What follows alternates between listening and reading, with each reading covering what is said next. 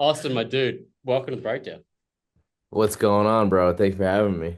Dude, our pleasure. I'm not sure if you have seen any of the reactions, but we've been avid followers of the Lorna Shore journey since Will came into the fold. And holy fuck, you guys are crushing, man. Like, goes without saying. Thank you, bro. Thank you. Yeah, I have seen the guys in the band make fun of me because they're like, "You watch every reaction," and I'm like, "Yeah, I mean, I like to see what's going on, and I get curious to see what people pull from the music, and obviously some are, I'll be watching, and I'm like, oh, they're not even saying anything, and they're like, and then the song ends like, well. That was Thanks for Oblivion by Lord watching. Shore, and Yeah. that's it. And then there's no narrative, and I'm like, oh man, like I love when people like dive deep into their interpretation because that means a lot to me, The like art. so I appreciated you guys and your input and actually going into a nice explanation that I had something to grasp onto after because our songs are long, so if I watch Yeah. a reaction, it's 10 minutes, 15 minutes, 20 minutes, I'm like, well, I ain't gonna get that time back, so. Yeah. Made it worth it. Well, thanks, because usually we feel like we talk too much. So it's nice to hear that someone actually appreciates hearing us talk. We get a lot of shit for pausing the videos to talk about them.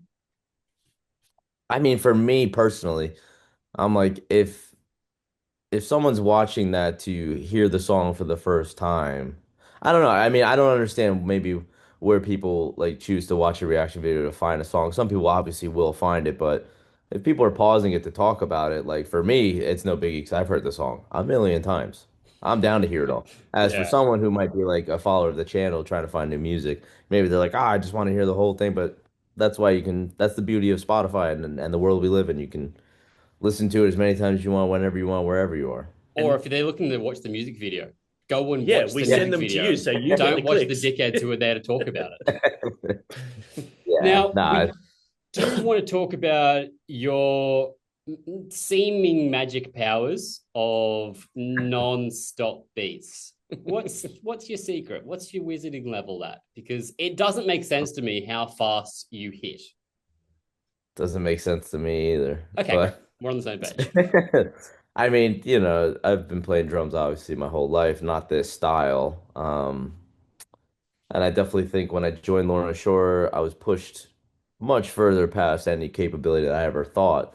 But I played drums, every single day, from 7 years old to, about 15, 16 years old. And then I did take a little break before joining Lorna Shore just because I was a teenager. I mean, I'm from, a part of New Jersey where, I mean, no one in my high school was playing music. No, at least I wasn't like connecting with the people that wanted to like rip metal. It was a lot of band and it was a lot of like jazz band and this kind of bands, but like I didn't find a home at all with people around me. Sure. So, I got my license, which is great. Ended up playing with a couple guys, further away. And I'm still friends with a lot of those guys, but that band um, played a show with Lorna Shore, and I just remember being like, "These are the top dogs. These guys are insane." I wasn't in the band yet, and then me and Tom ended up becoming friends. Um, and then we would just hang out every day, and then it was like I would skip school, go hang out with Tom because I'm like, this dude's way cooler than everyone I'm going to high school with. I'm just gonna keep skipping school and go hang out with Tom because he's dope. And one day we're just hanging out, driving around, getting food, doing whatever. I'm 17, he's 20 years old, whatever at that age, what you do when you ride around for all day, whole bunch of nothing. And then you got a call that the drummer left. So I was like, oh, that sucks. Because I was like, man, that sucks, bro. What are you gonna do? He's like, you play drums, don't you? I'm like, it's been years. He's like, well, you got a drum set, try it out. So kind of what I'm getting to is like I was kind of rebirthed into drumming with Lorna Shore, and I'm really happy about it because I don't know if I would have ever really pushed myself to play the type of style that I am now, really ever, unless I had the guys in the band that wanted a certain thing, wanted to, be a bit more over the top. And with that comes the bass drum, so full circle, but kick drums, I had to figure it out. Yeah. And I talked to a lot of great dudes that just helped me along the way. Honestly, I'm a very visual learner, and we were on tours, and like a lot of the guys I was on tour with, I was buddies with, like, yo, man, like try this out, and everyone's so nice. It's not like, hey, you suck, do what I do. It was more like, yo, like you should totally learn this. You'll be easy, you'll be ripping. So I learned the double strokes, and just keep practicing them. And then yeah, this kind of just pushed it as far as I can go, really. I mean, I don't know how much further the human body can go past Prison of It can't Flesh. because then it's just Oh. one noise then. It's just one steady noise after that. Yeah, the bumblebee effect or Yeah. the swarm of bees or the machine gun. I mean, it's fun, I can't lie. It's a great time to when you nail it live and you just mow the crowd with Yeah. a sea of lead, it feels like. And that's the thing, man. Like I caught you guys in Sydney last time you were here, and it's one thing to see you guys listen to you on Spotify or whatever and see a music video. It's a total another thing to see it live. And this sort of extreme deathcore, like this extreme sort of metallic deathcore that you guys do. Nathan and I are the first to say it's not our go-to style. We don't listen to it all the time. It's a sometimes food. But man, sitting there and watching that, it's just one of those things you can't fathom how people can have the musicality and the technicality and be so well rehearsed at their instruments that they can play that sort of shit that quick, that tight. It was fucking wild, man. I mean, when we write music, it's usually gets to the point where like, are we geniuses or are we the only people stupid enough to do this? Like there's that small line between those two of like this is genius and no, that's so stupid. Why would you do that? And we just usually Do go it to that anyway. side. Yeah, I mean, I appreciate you obviously, yeah, like coming to see it live and like, Australia, it was such a good experience. I think we were all feeling at the top of our, at least like mentally, like physically, obviously we were so tired from the flight over and it's adjusting to these insane time zones compared to here. But I think every day that was like pushed aside because I was in such a place that I've dreamt of coming for so long and playing our music because a lot of our early influences, bands that I've listened to. I mean, I've always said Australia's, I don't know what's in the water. They got some of the most inventive, like revolutionary like bands like North Lane. You got Die Hard. There was back in the day Signal to Firing Squad and Red Shore. Then you got Thornhill's like one of my favorite bands ever.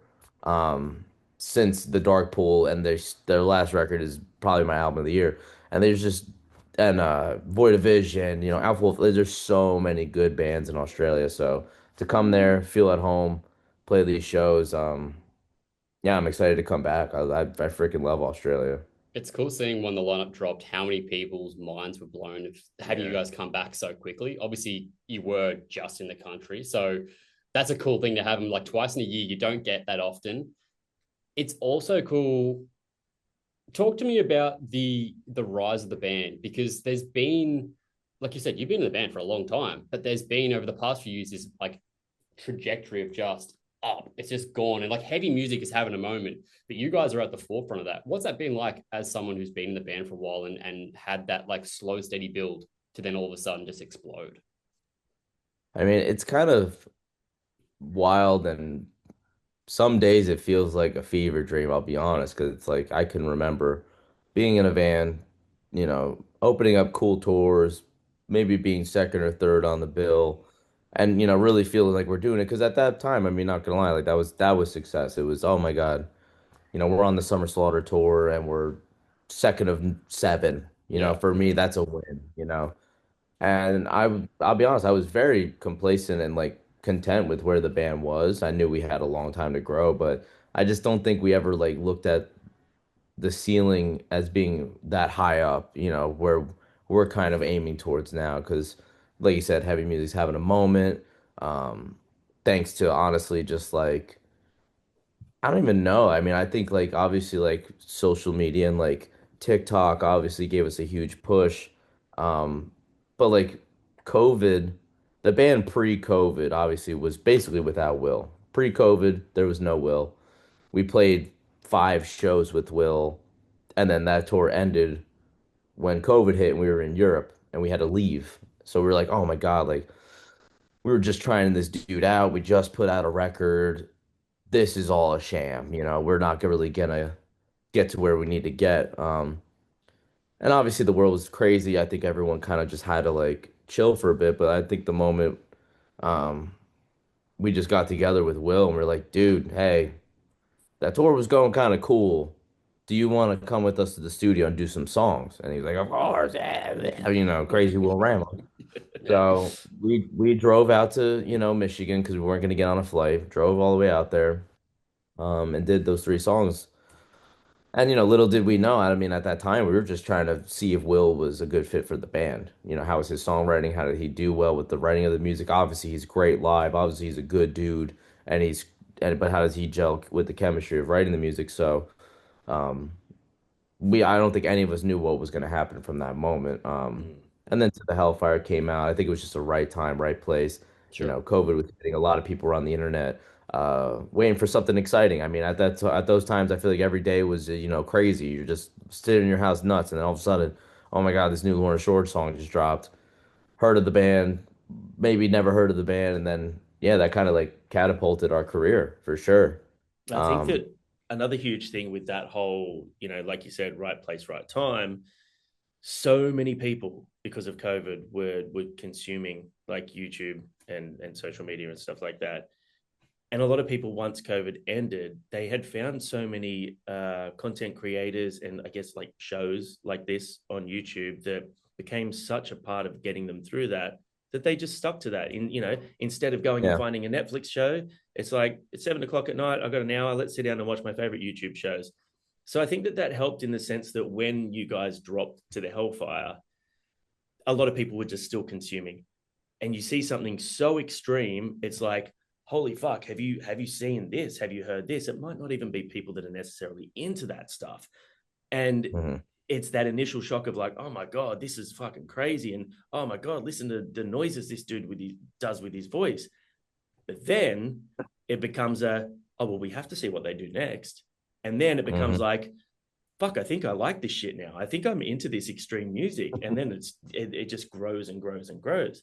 You can see that by the views on your music videos, man. Like people are just Yeah, eating it I up. think we also take a very genuine and like vulnerable approach. I think, especially with Will, I think we got that, which was something we've never really tapped into. I mean, Will really writes lyrics from personal experience and human feelings and stuff like that. It's not fantasy, it's not monsters. He's not trying to be, writing like I'm gonna kill everyone's songs because he's not that kind of guy. So, Mm. uh, having that level of vulnerability mixed with the emotion of the music at the time, obviously, because it was an emotional time. I mean, it was very genuine. We never sat down to say, "Oh my God, we got to write Pain Remains 1, 2, and 3," and make people cry all over the internet after making them all you know scared to death from To the Hellfire. That was just like a genuine song that I'll never forget when that Adam made the beginning. I was like, "There's something here," and we just and he was just chalking it up as I just wrote this thing. It's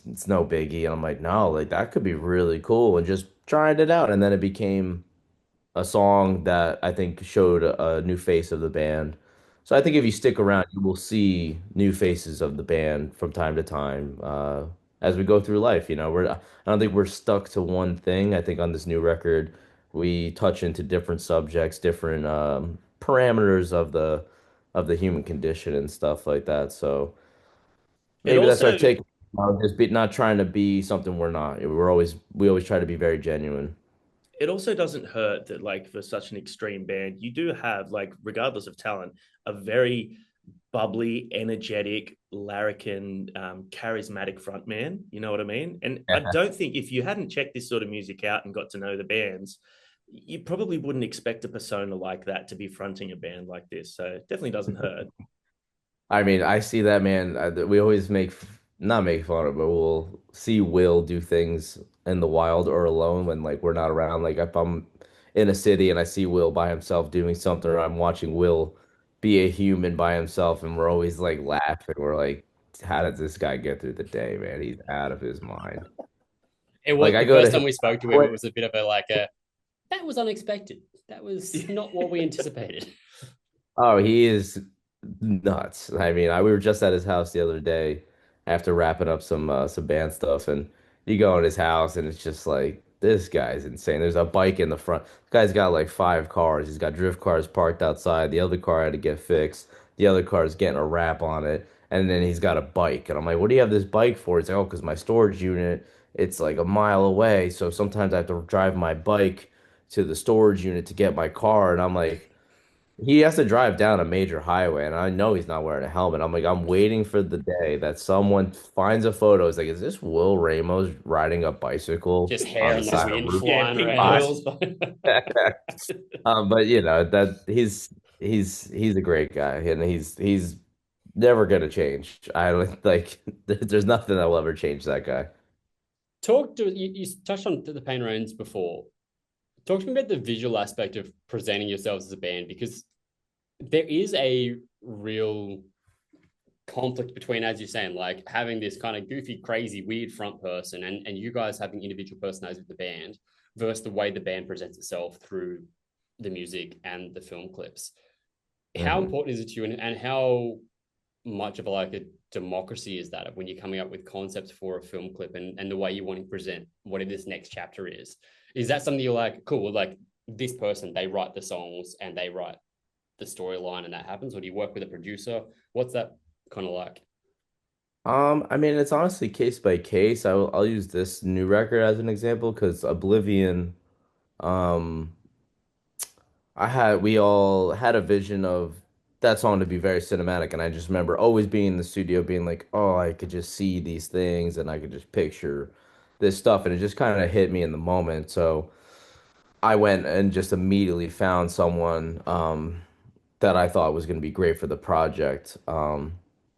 And then from there, it's like, hey, cool, you're rocking, And then I would bring everyone in after he does his thing. But I kind of just shot him the song, shot him the lyrics. I had ideas, but I want to see what someone else thinks.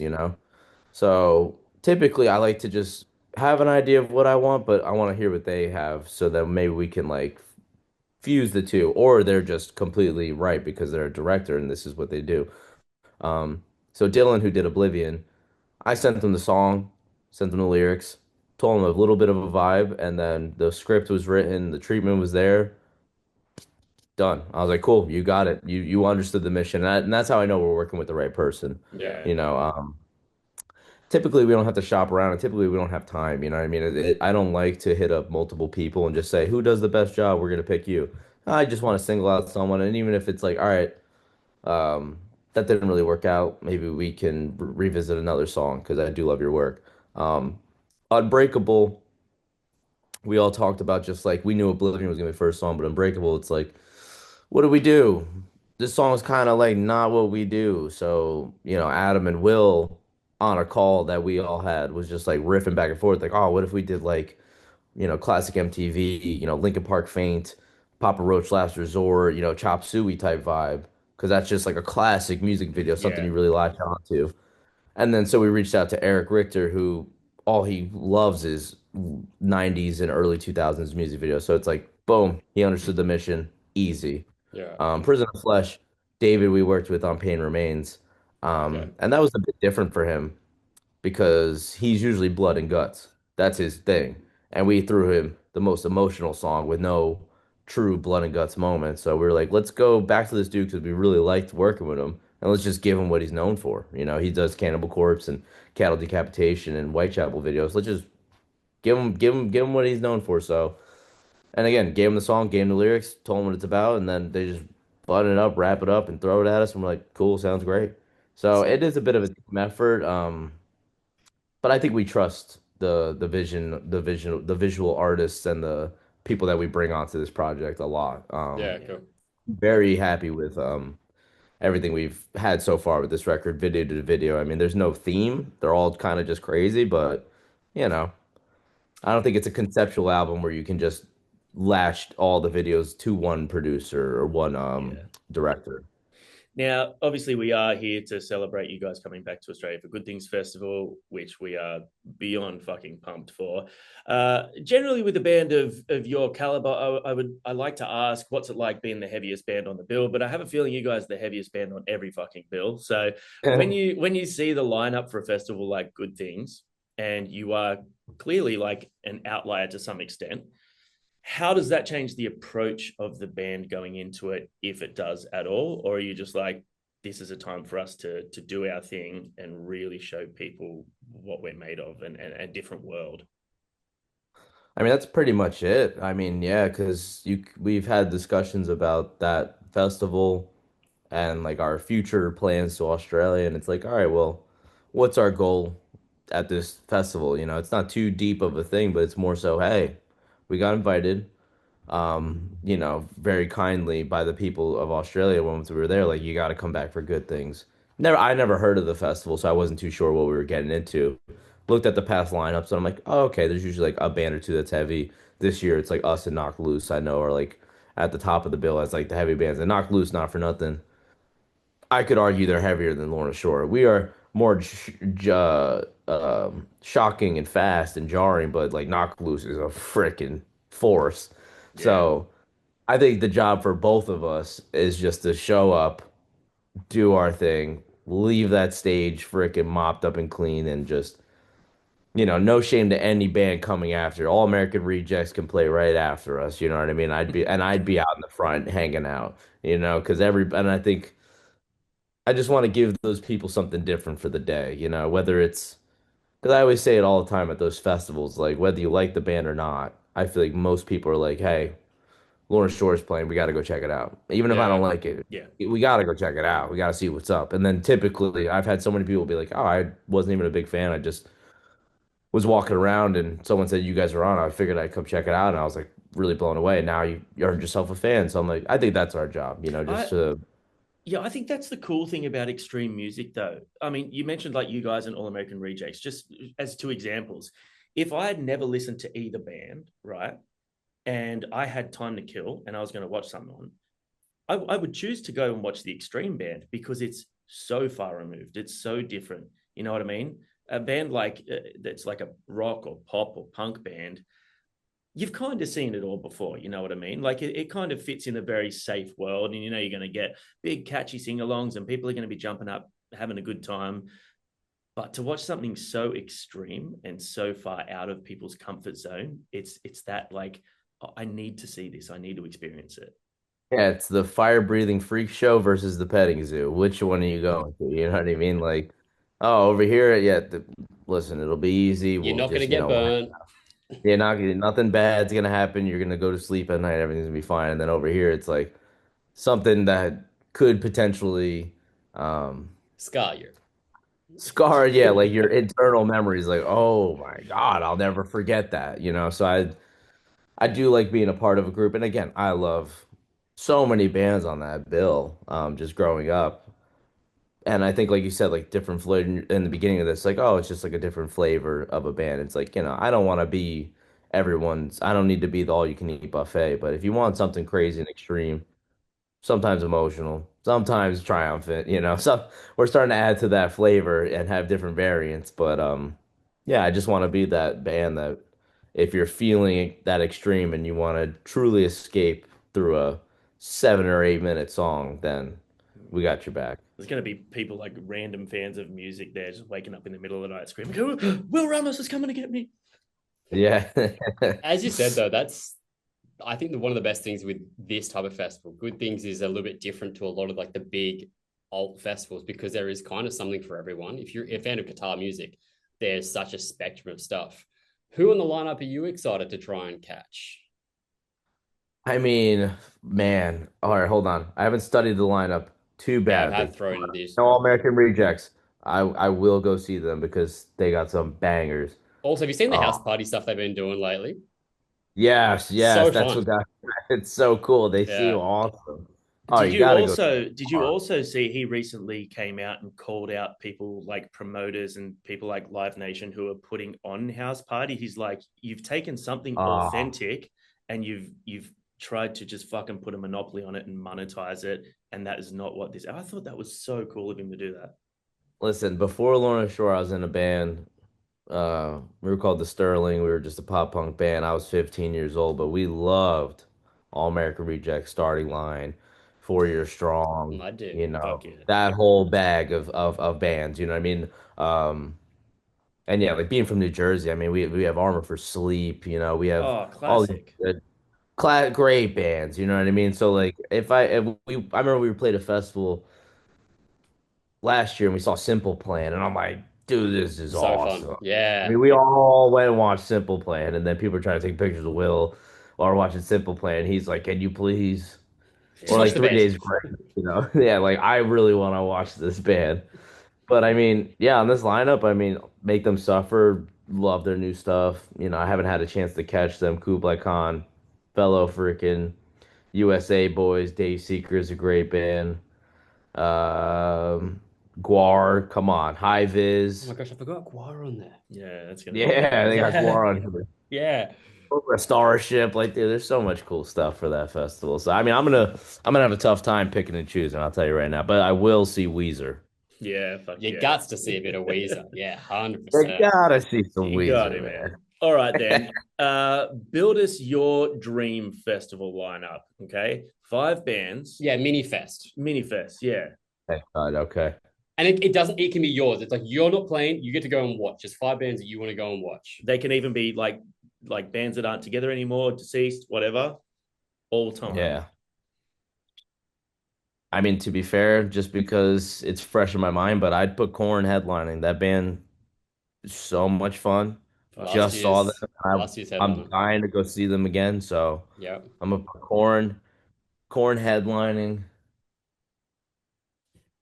I'm gonna put, oh man, a nice direct support. I'm putting Thornhill. I'm putting Great. Korn, Hell yeah. Thornhill. Cool. I love Thornhill. I'm putting Thornhill You're up thorny for there. thorny. We Shout out, like it. shout out my boy Ben, great guy. So we're going Korn, Thornhill, and then the bottom of the bill we're putting Peeling Flesh Oof. Okay. from Oklahoma. We're putting Missing Link from New York, and we're putting Bayway, New Jersey, opening up the fest. Bayway. All the bands. If you haven't heard Bayway and Jay or Missing Link, insane bands. Okay. Hell I yeah. haven't heard Bayway. I'll have to check them out. Oh, they're the best, What's the dude. vibe? What are we talking? Because that doesn't give me anything, the name.